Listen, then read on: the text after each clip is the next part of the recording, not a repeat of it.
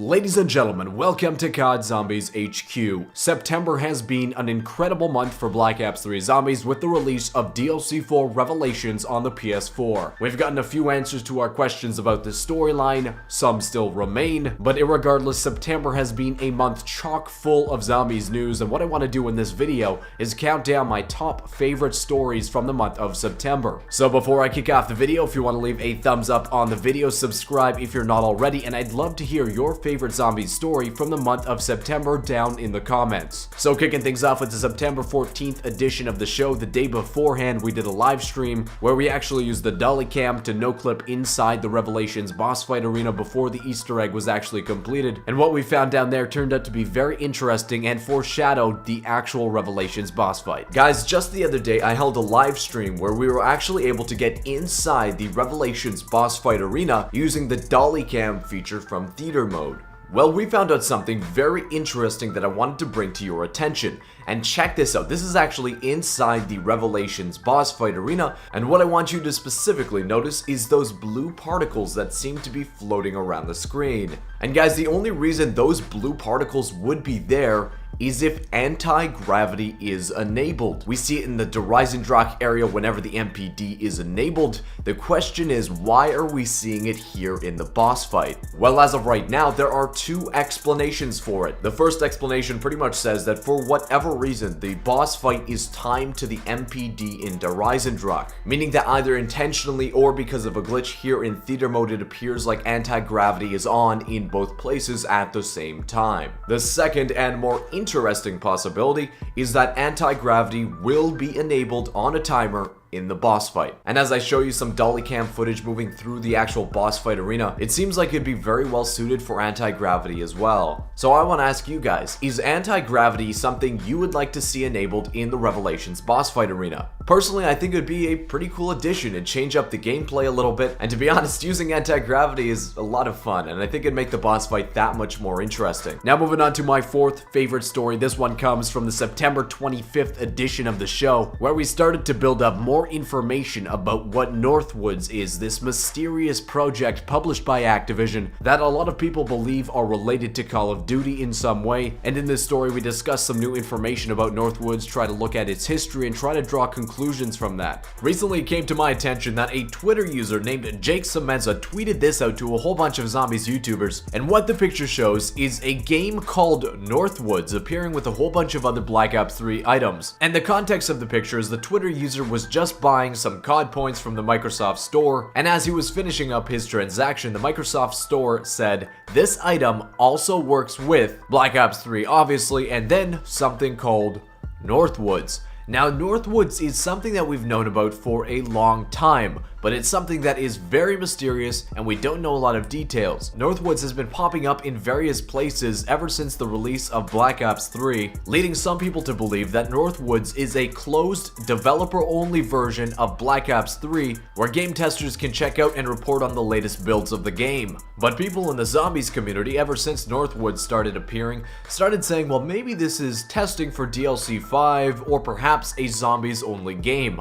And this is the evidence they use to support that. This is the genuine description of Northwoods from the Microsoft Store. Tired, cold, alone, surrounded by sounds of the unknown.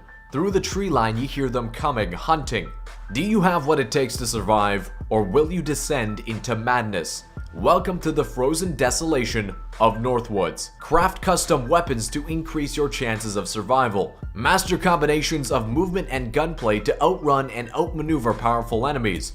Level up a number of characters, each with special abilities, then give them a unique survival advantage. Now, the reason people link this to Zombies, even though it doesn't explicitly mention Zombies, one, it's published by Activision, which of course publishes Call of Duty. Two, in the most recent example, it is compatible with COD points, which we know is also compatible with the Zombies mode in Black Ops 3. And three, the description of Northwoods talks about survival a lot, and as we know, the Zombies mode is at its core a survival mode, and its features seem like something that can be added into the Zombies mode. Things like custom weapons, different kinds of movement, and leveling up characters with their own unique abilities. That's something I can see added in the future into some kind of Zombies game. Though when it comes down to it, we don't know what Northwoods is, and it remains mysterious even today. Moving on to my third favorite story. This one comes from the September 22nd edition of of the show, where a Reddit user dug into the audio of a mysterious vase that plays sounds on Revelations. We listened to the audio, broke it down, and drew some very interesting conclusions from it. This one comes from an awesome Reddit user and YouTuber named Fate Awaits, and he made this post to the COD Zombies subreddit with the title, Revelations Vase and Der Eisendrache Whispers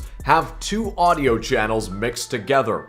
If you guys aren't sure what vase he's talking about, it's located right after the room with all the Primus statues and right before the stairs leading up to the Undercroft in Der Eisendrache. Now, we knew when you press the action button on this vase, it's played some awkward whispers and audios for a long time now. But until now, we weren't really able to decipher what it was saying. So what Fate Awaits did is separate the audio that plays on the left side and the right side into their own individual tracks. And I'm gonna quickly play you what he heard starting from the left side. Take a listen.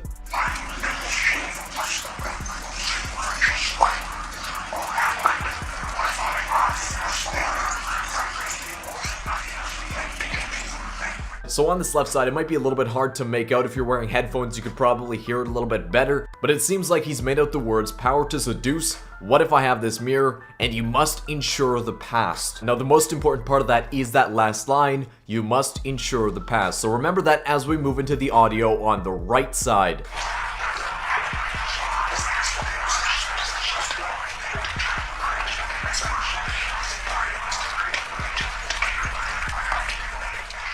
So this is where things start really getting interesting. Now we have the words Stalingrad, Dr. Schulster, bring it to Tokyo, and I want to save the planet. Now, the working theory about what this all means is that the left audio that plays where it says we must secure the past is audio that is on Dr. Monty's side, right? We're trying to secure the past, we're trying to complete the cycle. But the audio on the right side seems to be promoting a little bit of a different message. Here we have Stalingrad, Dr. Schulster, bring it to Tokyo, and I want to save the planet. This seems like whoever's talking on this side of the audio might be supporting the Shadow Man, but either way, they want to change the course. They want to bring something to Tokyo to save the planet. And perhaps by saving the planet, they mean to break the cycle, to ensure that Primus never happens, to ensure that there's no more zombie outbreaks like there would be if the cycle continues and we help Dr. Monty. Now, this would corroborate the grand theory that a lot of people have that states when the map is released, we'll be offered a second main Easter egg quest within Revelations, or perhaps part of some larger super Easter egg that will enable us to turn on Dr. Monty, perhaps help the Shadow Man, and break the cycle, thus concluding in a second secret ending. Now, this theory would fit into the storyline pretty well, and it seems like now, because of this vase, we actually have this dilemma working inside the game, where one side's telling us to help Dr. Monty, which is the current Easter egg in the game, and the other side is telling us to help the Shadow Man, which may be part of some Easter egg that won't be added into the game until Revelations is released on the PC and Xbox One in early October. Either way, it's a very interesting find. I'm sure there's portions of that audio that we still can't make out, so if you want to definitely check out the original video, you can find it down in the description. Take a listen, maybe put some headphones on, see if you can decipher any other words, and definitely let me know what they say down in the comments or on Twitter. Coming in at my number 2 spot comes from the September 18th edition of the show, and in this story we go over the history of the cipher that the Real DF posted to Reddit. We go over its meanings and its unexplained portions, and again draw some very interesting conclusions when we put all the pieces together. Check it out. I'm super excited to announce that we now have more information from the code about the super Easter egg in Black Ops 3. But before we get into that, let me quickly recap what I'm talking about. About 5 days ago, a post went up on the COD Zombies subreddit by one of the most prominent data miners in the Zombies community. His name is the Real DF on Reddit, or the Decryptor Fixer, and he did not post just a regular message. He posted a cipher. Now, at the time, we reported that the cipher was pretty much solved by a Reddit user named Zitris on the code subreddit, and it translated to say this: you are close, the main Easter egg needs more reels, then your bones, find them all, and meet Sophia in every form.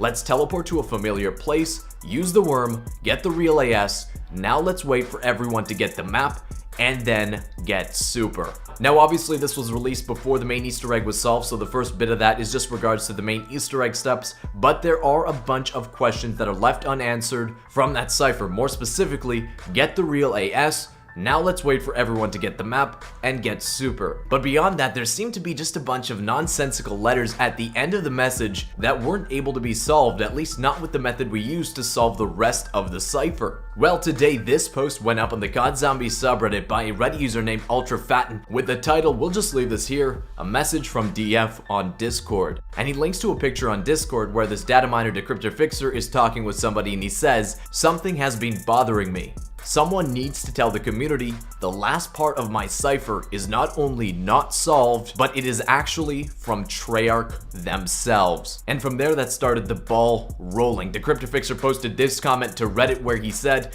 it's quite obvious that there is a cipher inside a cipher. No, I didn't make the inner cipher, implying that Treyarch made the inner cipher. Then we got a post from the real DF himself on the subreddit where it was entitled, guys, please. And essentially in the post, he's pretty much saying, guys, just relax. I'm not necessarily being harassed or threatened. You guys can stop about the appreciation posts about me, but the issue is that he's just getting so much traffic directed towards him in private messages and otherwise that he just can't keep up and respond to everybody. But he did reveal some more interesting details about the super Easter egg in this post. Beat Revelations, play the other effing maps, and put your heart into it like you haven't found an Easter egg on the map before.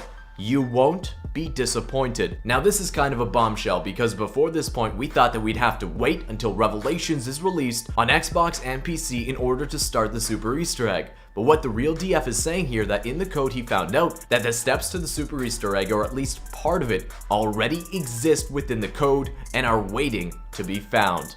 That we don't have to wait for Revelations to be released on those other platforms, that the super Easter egg can be looked for and can be started right now. So let the hunt begin. And then beyond that, we're all waiting to see if anybody can solve the end of that cipher within the cipher that DF posted, to see what exactly is this message from Treyarch.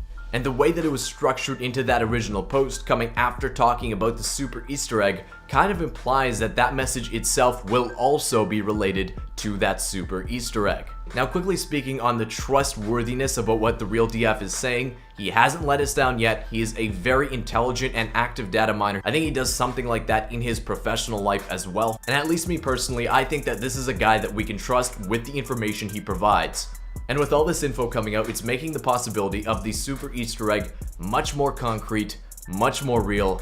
I'm getting excited, man. And finally, coming in at my #1 spot, this one comes from the September 29th edition of the show. It has to do with us finally finding the upgraded Monkey Bomb Easter egg within Gorod Krovi. But the best part of it, the part that for me personally just makes me amazed and kind of pushes this to the #1 spot, is that the tutorial that showed us how to upgrade the Monkey Bombs on Gorod Krovi was released for a whole week before anybody in the community really found out. That the steps had been out there for that period of time and yet nobody knew is freaking amazing. It blows my mind. It's so awesome and just incredible to see. The way YouTube works is always mysterious, and just how quickly information travels once that video was already found is just as amazing. Check out the release story. It is an honor to finally announce that after 3 months, the process on how to upgrade the Monkey Bombs on Gorod Krovi has finally been found. We knew you could upgrade the Monkey Bombs via crate power. We didn't know how to do it without crate power until now. A YouTube video just went up by Slayer Gaming with the title Monkey Bomb Upgrade Steps on Gorod Krovi. And in the video, guys, he runs through the prerequisites on how to upgrade the Monkey Bombs, including where to light all 3 candles and pick them up, as well as how to get the flowers and the flask. And once you have all 3, you just head over to where your challenges are located. You throw your Monkey Bomb down on the grave, hold the action button, and up from the ground appears your upgraded Monkey Bombs. This is so freaking awesome. We were wondering how to do this for so long. It explains what the candles, what the flowers, and the flask are used for. And what makes this so awesome is just how sudden the solution has finally hit us. You can find a link to Slayer Gaming's channel down in the description. Definitely go send him some love. He was the founder of how to upgrade the Monkey Bombs on Gorod Krovi. Well, that wraps up my top 5 COD Zombies news stories from September 2016. I hope you enjoyed the video. If you did, drop a thumbs up and subscribe if you're not already for more daily news updates. Again, I would love to hear what is your favorite COD Zombies story from the month of September. Doesn't necessarily have to be something I covered on the show, just something you think was very cool and interesting. Again, I'd love to hear it in the comments, and I'll see you with another COD Zombies news update